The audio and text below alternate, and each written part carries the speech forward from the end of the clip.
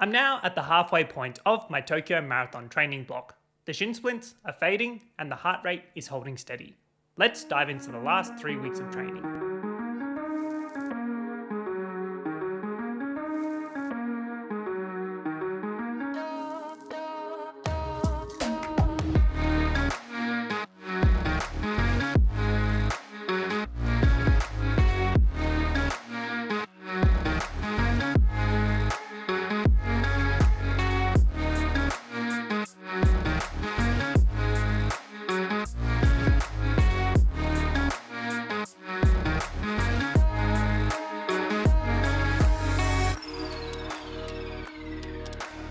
If you are keen on watching from the start, I'll leave a video card up here now for weeks 1 through to 3 of my Tokyo Marathon training. Similar to my previous update, we'll keep this video very casual and conversational, running through some of my stats that I've achieved over these last 3 weeks and spotting out any differences or improvements that I may have seen, then finishing off with some general reflections as well. So week 4 was actually a deload week, so Monday's run was actually 7Ks, doing that in a time of 37 minutes, 37 seconds, or an average pace of 5:22 per kilometre or 8:38 per mile. For the Tuesday, which was Christmas Eve, started off the morning at the gym and then getting into 4x1K efforts.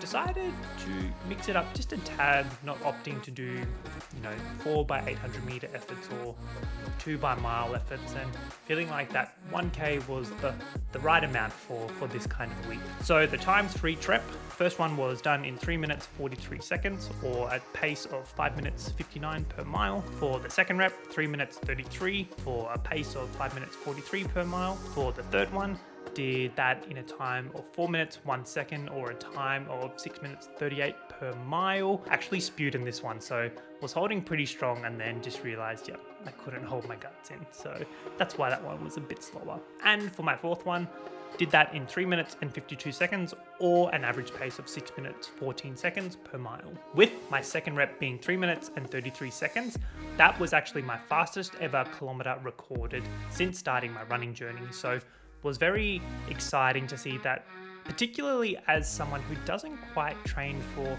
hitting PBs in those shorter distances, finding that as a result of staying consistent ever since finishing the New York City Marathon, still able to get improvement out of my own running itself and not seeing me suddenly plateau and feel like I'm not achieving anything. For Wednesday, dropping my midweek long run right down to 14 kilometers, doing that in a time of 1 hour, 13 minutes and 46 seconds, 5 minutes 15 per kilometer pace or 8 minutes 27 mile pace. Thursday, I wasn't quite feeling up for a 20-minute tempo run, so opted to just do an easy 8-kilometer run, feeling like I didn't want to overdo it during this week and eating a ton of brisket and other Christmas related food items. I was just too full to really give the gas on Thursday. Ended up doing that in a time of 42 minutes and 26 seconds or 5:16 per kilometer average pace or 8:28 per mile pace. Friday, had the gym in the morning and then 10 kilometers after returning home from another family Christmas gathering.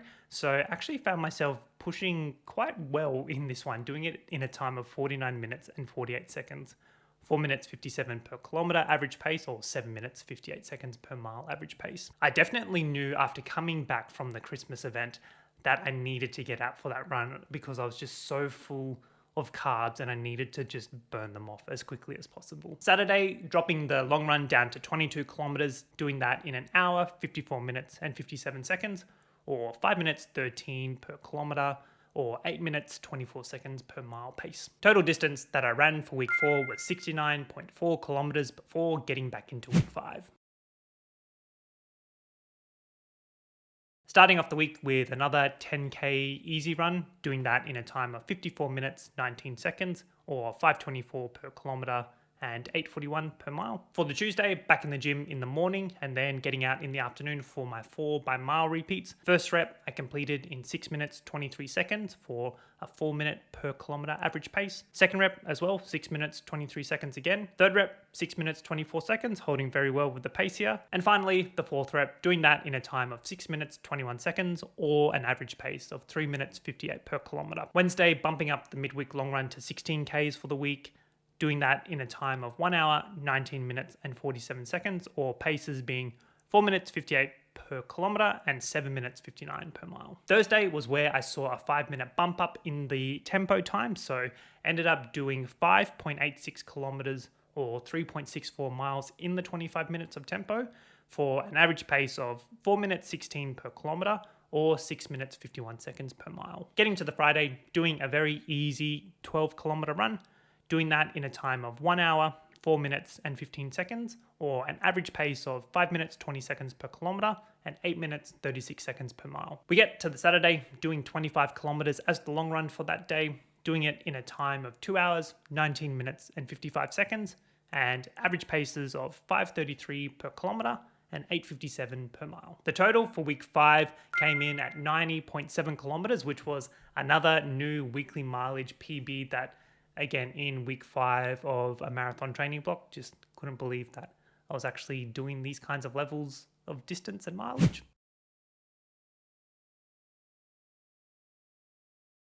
Leading us into week 6, which was another 10K run, 56 minutes 28 seconds or 5:12 per kilometer or 8:21 per mile. Tuesday was a gym session and then also getting back into my 8x800 meter efforts. Getting into the reps, did the first one in 3 minutes 6 seconds, second one in 3 minutes 4 seconds, third one in 3 minutes 7 seconds, fourth one in 3 minutes 10 seconds, fifth one in 3 minutes and 4 seconds, sixth one in 3 minutes 8 seconds, seventh one in 3 minutes 15 seconds, and eighth one in 3 minutes and 3 seconds. I thought it would also be interesting showing the time difference from when I previously did the 8x800 meter efforts to see just how much I'm holding steady and also seeing myself fading in those later reps, which I guess is quite normal. Wednesday was a 20K midweek long run, so I was up very early for this one, doing that in a time of 1 hour, 53 minutes and 47 seconds, or an average pace of 5:37 per kilometer or 9:03 per mile.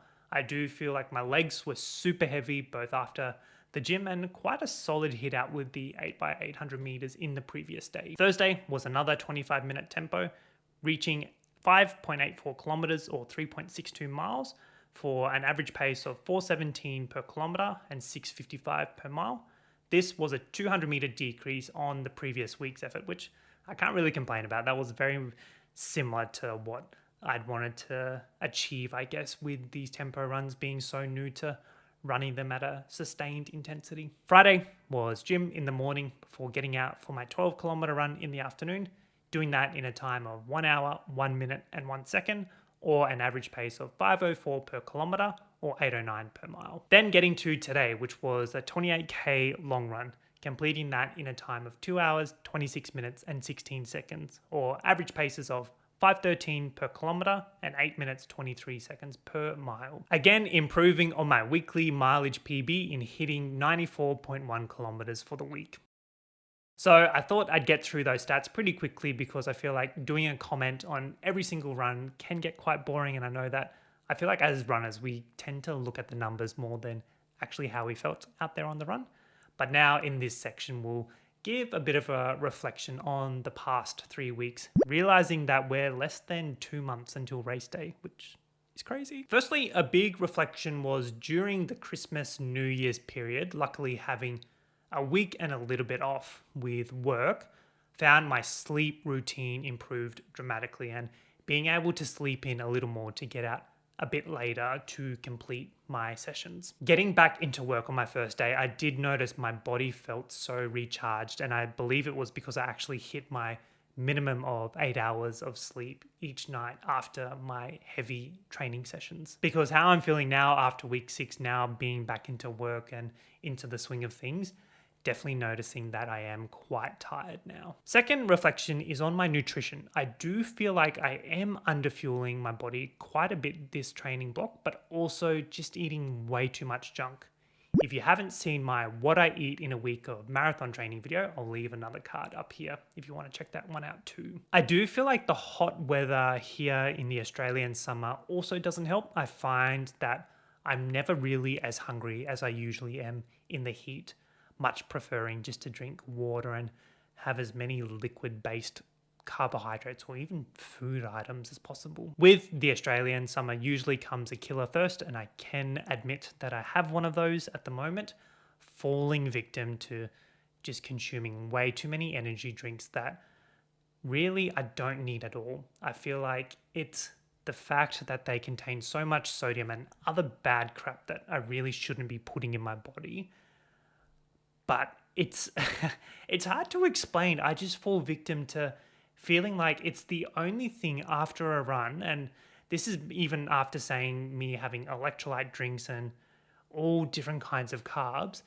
It's something that actually satisfies just an inner craving, and I feel like my body balances out again. I'm not too sure.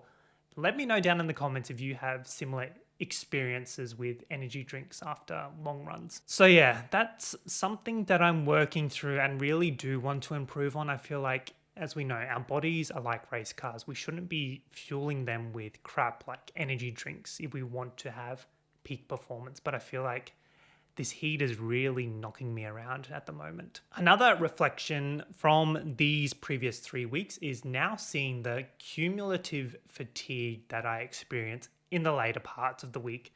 A clear example was my week 6 20k midweek long run, finding my legs were absolutely gassed after gym, but also the 8x800 meter repeats the day prior. There just wasn't a second gear out there. Running in my Super Blast 2s as well, I found my body just couldn't give what I needed it to, so just felt like, okay, Jack, keep it as easy as possible and just get the kilometers in, really. Another reflection on my niggles. So as we speak, in week 6, I'm finding, weirdly, as my mileage increases, my shin splint pain goes away, which I don't know if it's my legs just completely going numb. They don't feel numb when I'm out there running, but yeah, they don't really become a problem. And I'm feeling at the moment like that's sore from just normal soreness with running, but not where I could feel them niggling and just being such a hassle when out there for my quality sessions, for example. So that was one big bonus that I really didn't expect to see during this training block. I was full on envisioning just dealing with them until the week before the marathon, finally having my legs feel 100% again. Lastly, the only real niggle that I'm experiencing is a bit of arch pain at the moment. Now, I actually feel like this is a result of increasing my mileage. So because I wear my orthotics for every single run, and as someone with flat feet, the orthotic really does push up right into my very flat arch. And I feel like, yeah, it's just as a result of running so much that I feel like there's some slight bruising at the moment. Luckily, during the course of the week, I'm able to obviously gauge what good pain and bad pain is now after having my fair share of different niggles. And yeah, it's at that point where the pain's not getting any more than a 3. So I feel like it's just that fatigue and I guess muscle soreness you get as a result of bumping up your mileage to try and run faster marathons. My final reflection to round up the video is I'm actually feeling fitter. And I say this because I remember training for Ballarat around this time last year. I really struggled in the heat to the point where my heart rate was hitting 170s quite soon into my quality sessions, or even a long run, saying getting about halfway, needing to just stop because of how hot I was getting. It's the complete opposite this time. I'm finding that my body is responding well in the heat, and particularly noticing my heart rate has dropped, obviously as a result of being consistent, but even in the warmer weather, it doesn't really spike to those redlining zones where I have to pull back and stop suddenly. So I'm very curious to see how this will translate running in Tokyo, which is obviously going to be so much colder, and really hoping that as a result of both my tempo runs and my quality sessions that I'm doing with the 4x miles and 8x800 meters, that I can hold quite a strong pace for a majority of the marathon. Physically, body is feeling in good condition, and I'd say this after my 28k long run. Yeah, it's not like I'm in worlds of pain and not wanting to get out there for my runs, and mentally, I'm actually really excited at the moment too, knowing that there is a huge chunk of work left to do in the training block, but so keen to get in there and just really tick off these sessions. That's all I'm focusing on, is getting out there and getting them done, and cannot wait to enjoy my Sunday recovery day tomorrow. So there we have it, friends. this was weeks 4 through to 6 as I trained for the Tokyo Marathon this year. Feeling in good spirits and cannot wait to continue sharing this journey with you all on this platform. As always, thank you so much for tuning in to check out my video today. Really do appreciate the small little community we have here on the platform. Knowing that my channel is minuscule in comparison to some of the other channels out there, but I really do appreciate all of you mob that watch my videos each week. It really just gives me that joy to do something else outside of the everyday mundane life. And yeah, it's a bit of a passion project that I'm keen to continue on all through this year. And if you haven't already, be sure to subscribe as I hope to really ramp up the Tokyo Marathon content as we get closer to race day. I know that my race strategy for Chicago was quite well received, so really hoping to do that one again for Tokyo this time. Hope all is well over on your side of the screen and all the best with your running out there. I'm Jack and I'll see you next time. Catch up. It is hot, man.